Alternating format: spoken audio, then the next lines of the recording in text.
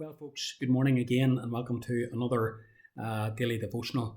We're going to be thinking again about Epaphroditus. Yesterday we thought about that lovely term that Paul used to describe his relationship with Epaphroditus, namely, my brother. He uses two other phrases to describe his relationship as well. One is my fellow labourer and the other my fellow soldier. And we're going to think about those two things today. We'll not spend too much time on them, but hopefully what we do spend on them will prove to be profitable. Paul says that Epaphroditus is his fellow labourer. And the point that Paul makes here is that Epaphroditus is a man who is prepared to work for the furtherance of the cause of Christ. When he was in Rome, he laboured with Paul in the gospel. He was actively involved in spreading the gospel in Rome. And what seems to have happened is that when he arrived in Rome and when he eventually found Paul, he passed on to Paul the gift that he had brought with him from the Philippian church. But then Epaphroditus began to get involved in very practical ways in the work of the kingdom in Rome.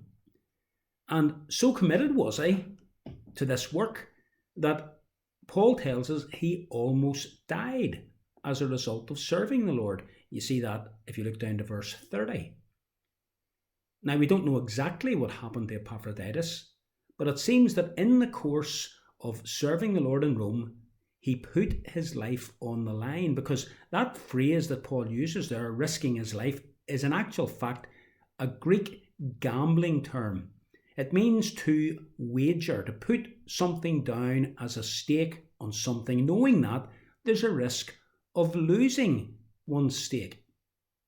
So it seems as though Epaphroditus was quite prepared to wager his life in order to serve Christ in some specific situation here in Rome.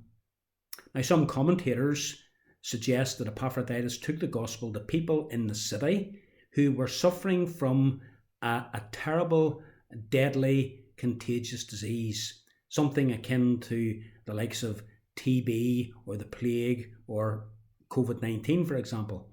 And even though we knew that the disease was contagious and that there was a fair possibility that in mixing with such people, he could contract that disease, nevertheless, he went among the people and shared the gospel with them.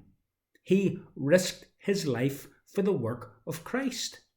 Now, if that is what happened, as many commentators believe, then he himself, in the course of his ministry among these people, did, it seems, contract the illness. And that's what Paul is speaking about when he says he was ill and almost died.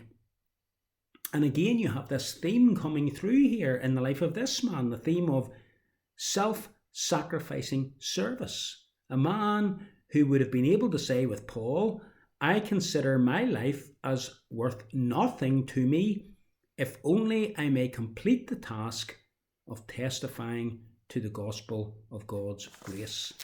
Other commentators suggest that this idea of risking his life has not to do with contracting a sickness as such, but standing up against strong opposition in Rome to the gospel. And it may be that this is the significance of, and it's maybe the reason for Paul using this third term to describe Epaphroditus, my fellow soldier. Maybe it was Epaphroditus knew that what it was like as a soldier of Christ to be in the heat of the battle, fighting against what Paul in other places calls the principalities and powers and spiritual forces in the heavenly realms. You see, he went to Rome not just to deliver the gift that the church in Philippi had sent. He went to Rome to spend time working with Paul. He didn't pass on the gift and then spend the next couple of weeks touring Rome and seeing all the sights. No, he was there to work. And work wasn't easy. It was difficult. There was opposition. There were many who wanted to silence Paul and any who worked alongside him. So Paul describes Epaphroditus as his fellow labourer and fellow soldier. And I think this throws out a challenge to all of us. It says to us, does it not? Are you prepared to serve the Lord like this? Would you be prepared to put your life on the line in order to further the cause of Christ? Now, there are Christians in other countries who are doing that. They live in countries where it is against the law to distribute Christian literature, where it's against the law to proactively tell people about Jesus Christ with a view to trying to get them converted. And if you're caught doing these things, you could get a long prison sentence, or in some countries, you could be executed, putting their lives at risk for the sake of the gospel of Christ.